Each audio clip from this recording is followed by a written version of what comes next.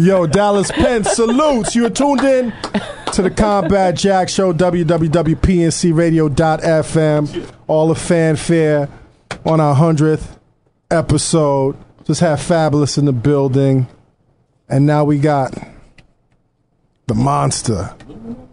We got the monster, the GOAT, hip-hop journalist of all time, Elliott Wilson. I don't even know, like, Elliott, I don't even know how to greet you. Yo, I can't even hear myself. Yo, I hear myself. Can you hear yourself?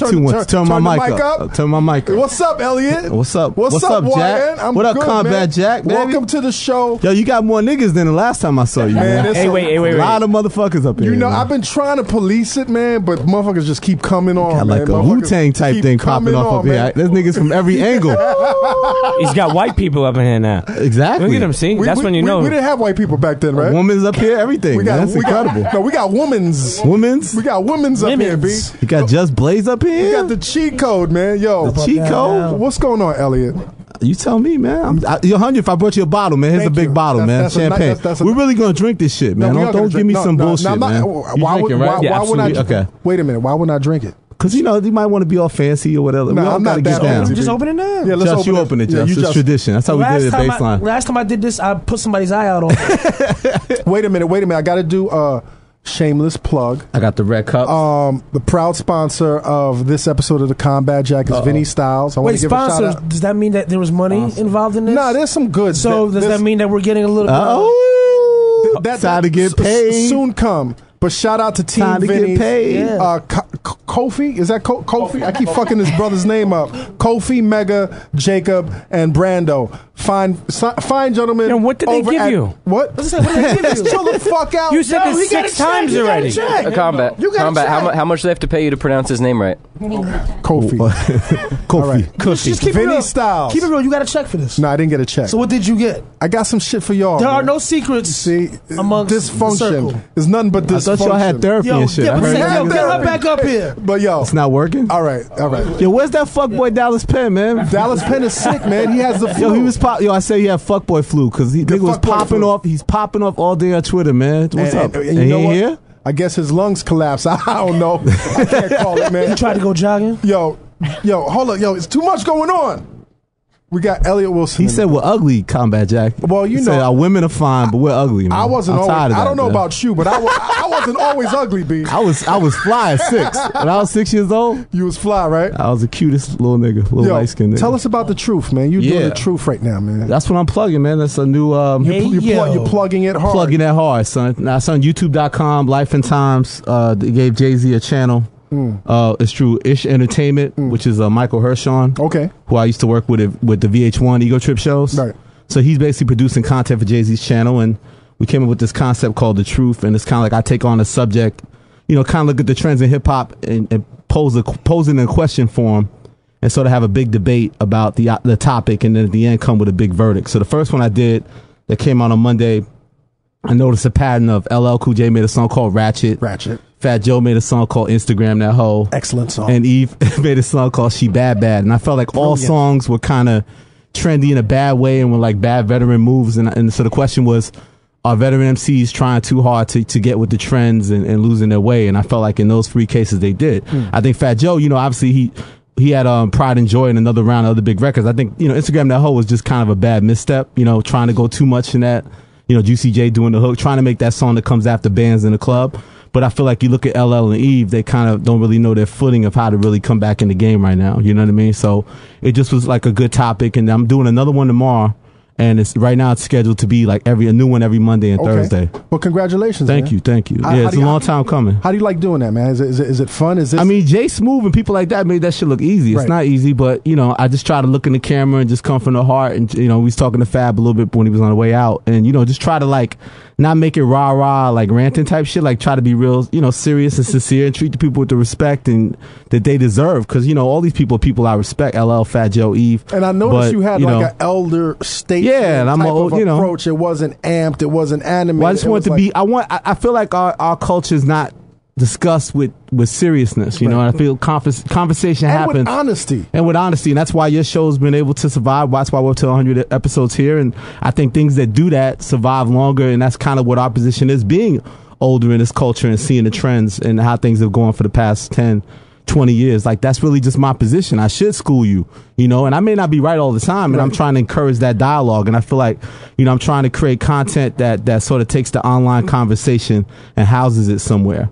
That it's all just not quick jokes, right? Now, because that has its place and that's funny. Course, I do that too. But now, have you gotten any phone calls or any complaints or any, because I've got an incredible amount of positive feedback. And what's funny about it? It's like, this is the first thing where I really got my Rick Ross on. I just started like DMing this shit to people, like, just really like I've never really promoted something. Now in this Twitter world where I have like 90,000 something followers and, using that as the base. And I really was just like sending the link to people and really stirring it up. And, it's up to about 20,000 views, which I had no expectations. Like I've never done any video that got that many views and no one knew the show was coming. So I've gotten mostly positive feedback. Actually, people, Fat Joe's somebody I'm really cool with, so I hope I didn't offend him too much. So you haven't heard from Fat Joe? No, but he's a friend of mine. I feel like I was less hard on him, pause or whatever. You don't do pause on Illuminati show, I'm sorry. Sometimes we do. I was less hard on him than compared to even LL. LL got it real bad. Right. But other than that, it's just coming from an honest place, Would you say to someone like a LL who is undoubtedly one of the greatest? Exactly. And an influence to me, being from Queens, we got the same birthday, close in age. He's broken so many barriers. Yeah. At this point, you can't shit on anybody's dreams. But at this point, those aren't dreams. At this point, it's just illusions, aspirations. No, look, it's hard to stay like you get successful. Any of these guys, Will Smith, all these guys, there's still an MC inside them. Like, you know what I mean? Like, they still, and I'm not saying, that's the thing too, LL still could put lyrics together. Like, LL could still rap.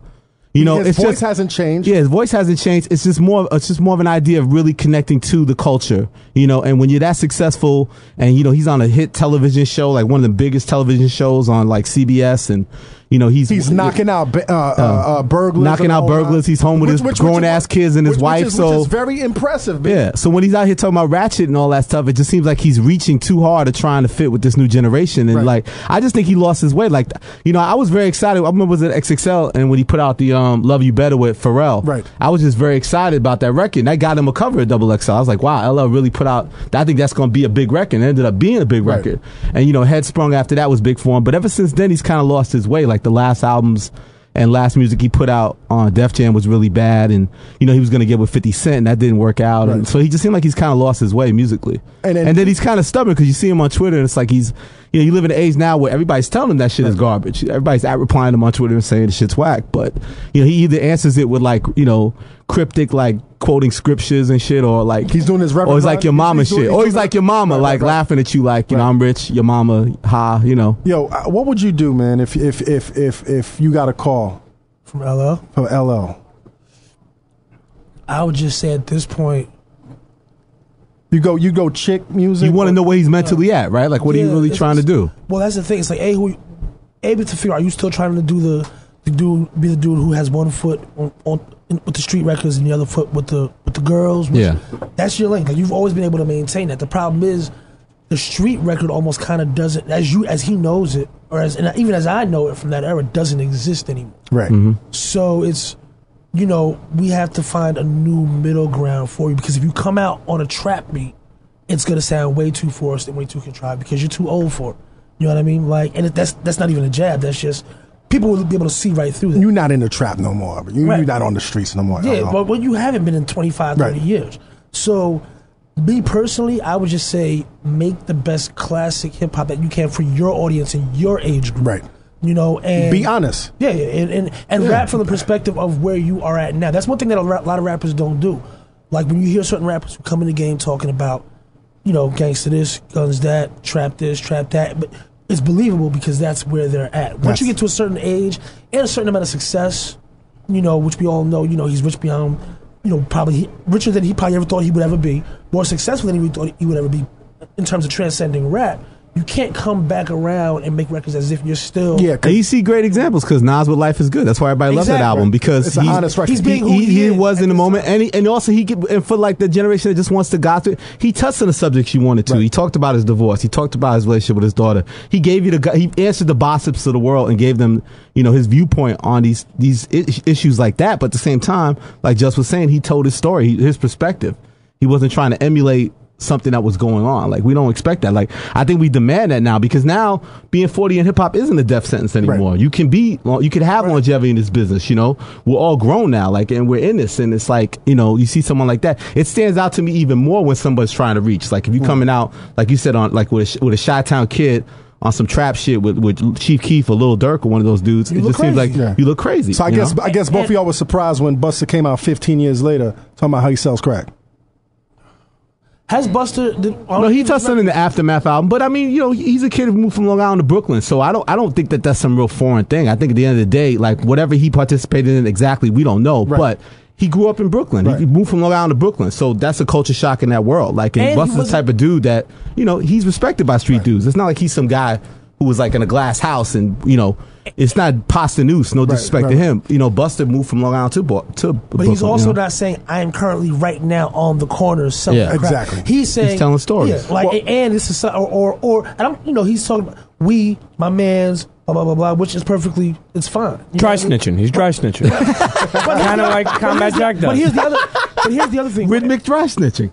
There was one thing that I wanted to say in regards to that, is that it's a twofold thing, because it's a matter of subject matter and a matter of subject matter of musical quality. Now here's the thing. Yeah, exactly. I don't mind if LL came with a you can tell a crazy street story from what you saw in 1984 if you nail it artistically, right? And it's dope. But here's the other thing. Like, I'm not even mad at LL, because ratchet is now a commonly used term, and I have older cousins, the people who raised me in hip hop, who are now in their mid 40s, who still know the current slang in their slang. That's part of what we do, which is fine. So if he had a record called Ratchet that was good, it's just not a good record. That's what it still comes down to. Sonically, is it good? Like when Busta did the Aftermath album, you couldn't deny those beats. You couldn't deny the hooks. You couldn't deny the songs. Great record. Yeah, you said it's a very slept on album, right? Yeah, that's a great album. That's a great record. You know, so it's part subject matter, but it's also like, does this sound good? Does it make sense? Right. Like, I heard the Eve song today finally, because I've just with everybody talking, and I was just like,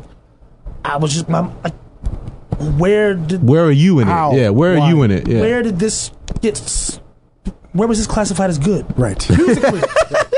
Musically, not even content wise. Like, I'm not even hearing what you're saying. Yeah. I'm just listening to the beat and the hook and I'm just like, how are we connecting to you at this point? You know, you're going against Nicki Minaj, like hater or lover, and like a lot of people, you know, I don't necessarily agree with the way she's going with her music, but she's galvanized the audience, you know, and it's like, as a female rapper, that's the first thing you're going to think about, you know, like, if you're coming back, like, what do you really stand for? Missy came back with Timbaland and came back with, this is her essence, you know, hate it or love it, but you know what she's representing. It's her with lane. Eve, you don't really know what she's rapping. She don't know if she want to go full pop with it, or if she still want to get with Swiss and try to make something that could play on black radio. Like, she don't really know. And you feel that confusion in her art. And I think that comes across. And that's the thing too, like, now with the Twitter age and social media, you know right away when you put out a song if it worked or not. At least that initial reaction.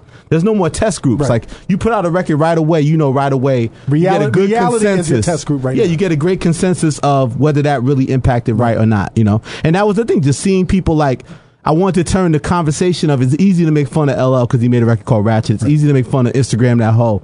And you can't even say it without almost laughing. But, you know, what's the serious context to it? And I think that there's times when, like I said, someone like Fat Joe does it right, and he can get with Juicy J, who's hot now, and make a record with him. And he's good at that. He's good at being a chameleon that can connect to what the current thing is. Being a journeyman rapper. But just having that artistic ability to get with a Young Jeezy or whatever that sound is, Lil Wayne at the time, and make it still fit his essence. And I felt like that's one where, with the subject matter being Instagram that hoe, it just seemed too much of a force to be in that, like, strip club, you know, soundtrack and be played right after, you know, Pop That and Bands That Make a Dance in the mix on a record. So, in mix in a club, you know.